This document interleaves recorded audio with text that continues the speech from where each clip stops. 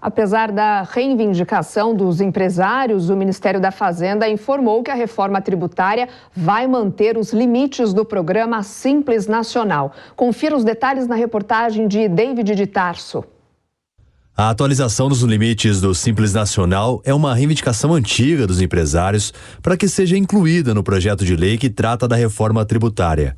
O presidente da Frente Parlamentar do Empreendedorismo, o deputado Marco Bertaioli, do PSD de São Paulo, pediu ao ministro da Fazenda, Fernando Haddad, a correção do limite para uma empresa entrar no Simples Nacional, de 4,8 milhões para 8,3 milhões de reais.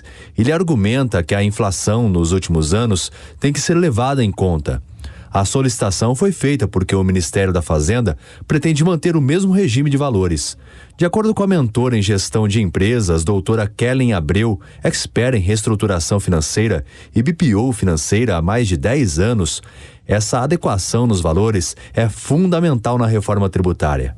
A gente vê que realmente os pequenos empresários, os micro e pequenos estão lá. Por favor, aprove, né? Eu acho que isso é uma necessidade. Por quê? Porque ela, por deixar estanque esse valor, né? Até 4,8 milhões. Até o próprio pessoal da MEI, né? 81 mil por ano.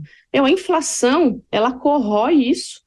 Querendo ou não, as empresas tiveram que aumentar o preço de venda dos seus produtos, que consequentemente aumentam o valor do faturado no ano. Então, isso, se não tiver essa atualização, daqui a pouco não vai mais compensar, né? Inclusive, nem ter negócios no Brasil.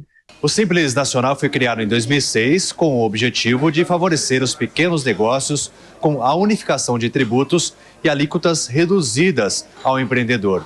Só que desde então, mega negócios têm se beneficiado driblando algumas regras. Isso é o que afirma o empresário de uma rede de restaurantes, Silvio Lazzarini, que no dia a dia vê esse tipo de situação no mercado. Nós temos que igualar as empresas que vão operar e não vão operar no Simples. Por exemplo, 4.800.000 é o limite do Simples. Por que isso?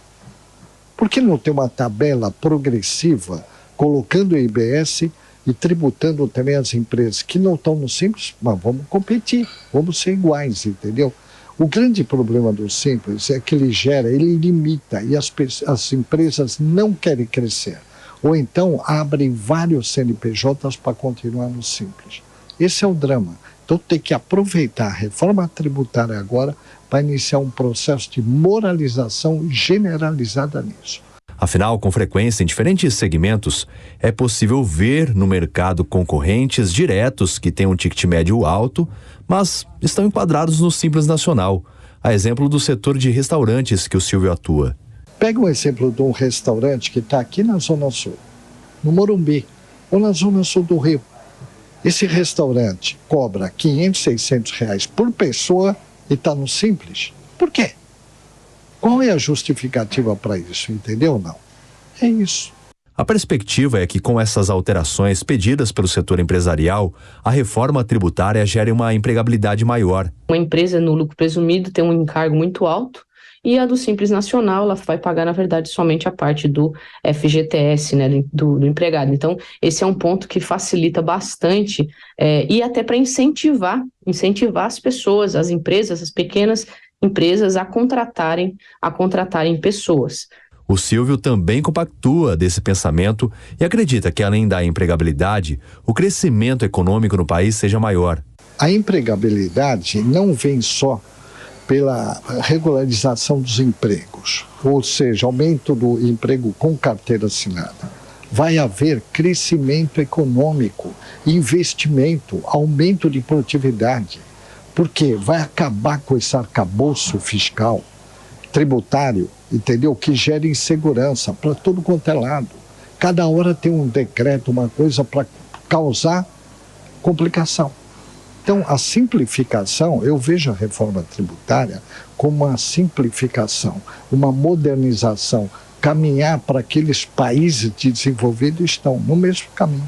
Segundo dados do portal do Simples Nacional na internet, mais de 21 milhões de empresas estavam no Simples Nacional em maio deste ano. Em 2022, uma auditoria da Receita Federal revelou que a correção dos limites do Simples, como se propõe, levaria a um aumento da renúncia de arrecadação em 66 bilhões de reais.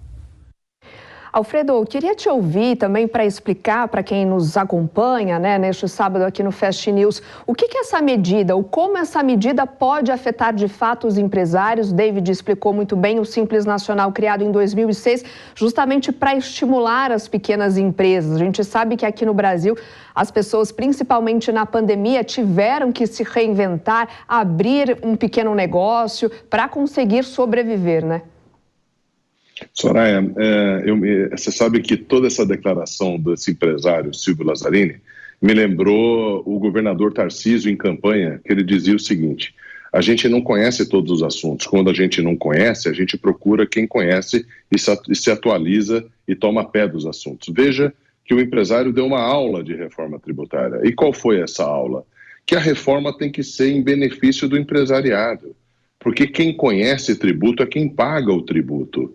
E a gente precisa ter reforma tributária para simplificar a vida do empresário, do microempresário, do pequeno e médio comerciante, do prestador de serviço. E mais, Soraya, nós precisamos ter reforma tributária para incentivar o consumo, para incentivar a contratação e para preservar, principalmente, o poder arrecadatório dos municípios. Porque nós, cidadãos, não vivemos no Estado ou na União, nós vivemos nos municípios.